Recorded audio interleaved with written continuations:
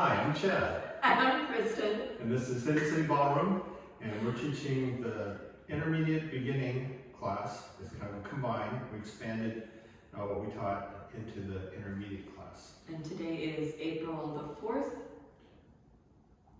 Is it really April the 4th? Yeah. May the 4th be with you. Oh, thank you. 2022. Start date 04 204. All right. 2022. Okay. We talked about, we really dug into the rock step today. Okay, the rock step is so fundamental, right? Everyone does it. A lot of people do it different ways. This is how we think is a great way to do it, and is key to getting momentum when you are standing still in a static position. Right. And it comes from martial arts. Because martial arts, we're always using our hips. So my hips inch forward, boom, okay? Now this doesn't work if the follower has no frame. Okay, so the follower has to have frame. But what I do is my hips move forward a little bit, like this. Can you see it? Do we need to get closer? Watch my hips. Boom. Goes forward, boom. Okay, so it's happening in the middle of our bodies. I'm not leaning forward and pushing. Okay.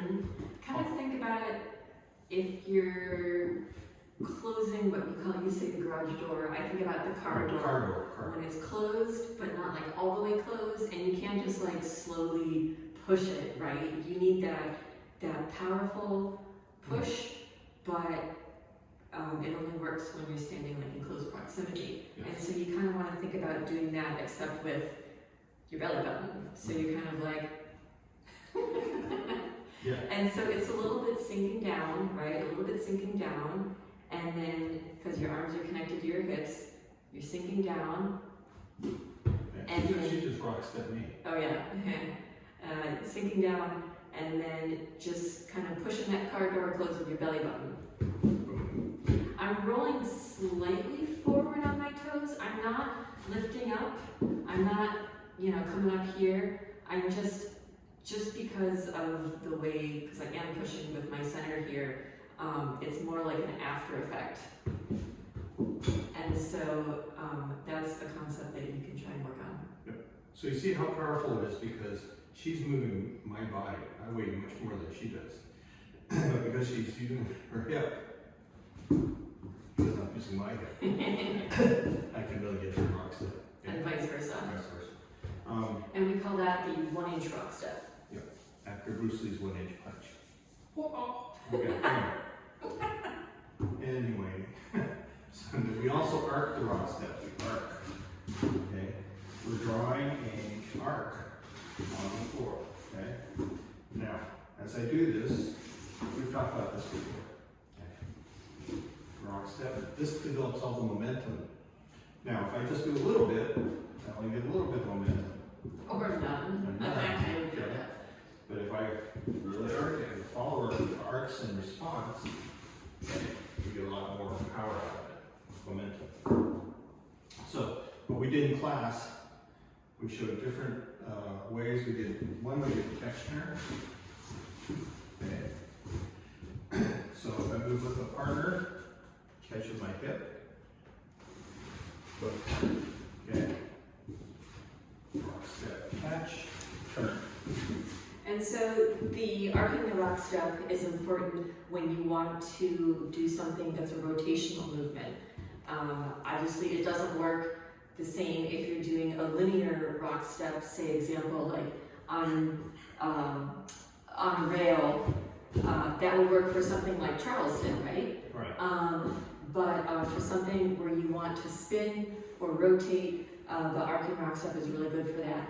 And what we did a deep dive in class today, talking about all the transitions or all the moves that can stem from an arcing rock step.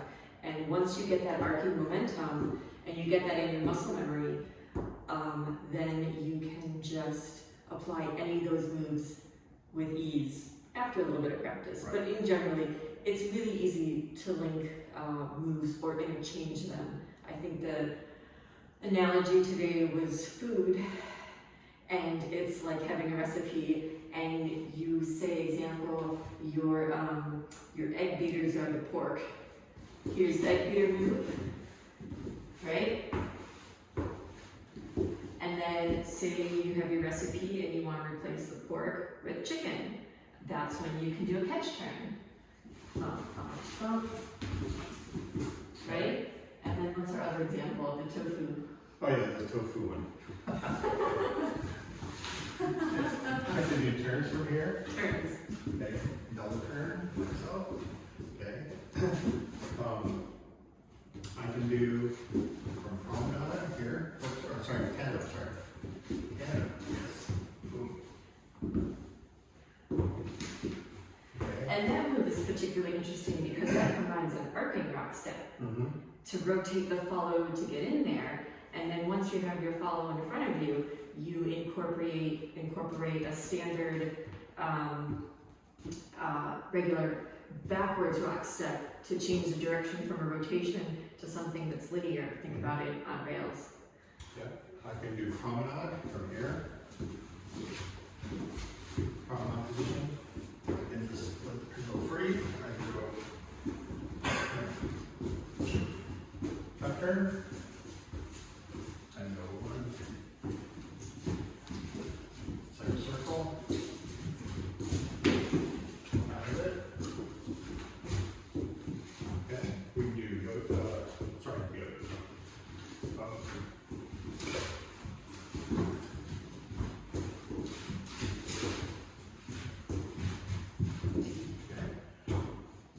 can do many things with the same movement. And that's the way Zen dance is that we're teaching transitions and we're connecting all the moves to transitions. And this is just one of the transitions. So the arcing rock step is your base, or chicken broth. Yep. And then all the moves that come after that can be all the ingredients you want to interchange. Yes. The pork, the chicken, tofu. All right. Yep. Do we want to walk through those specific moves from the intermediate class, from the promenade position? Give me an example. In 8 count, from the lead-up? Oh, from the swing out? Yeah. Yeah. So we did swing out. 1, 2, 3, 4, 5, 6, 7, 8. 1, 2, into crossing out to 5, 6, 7, and 8. 1, 2, 3, 4, 5, 6. Into promenade position. 3, 4, 5, 6, 7, 8. Rock step. 3, 4, 5, 6, 7, 8. 1, 2, 3, 4, 5, 6, 7, and 8. Okay. 3 and 4, 5, 6, and 8. 2, 3, 4, 5, 6, 7, 8. Yeah. Good. Okay. So all these different moves are from arcing rock. There you have it. There you have it. Thank you. We'll see you next week.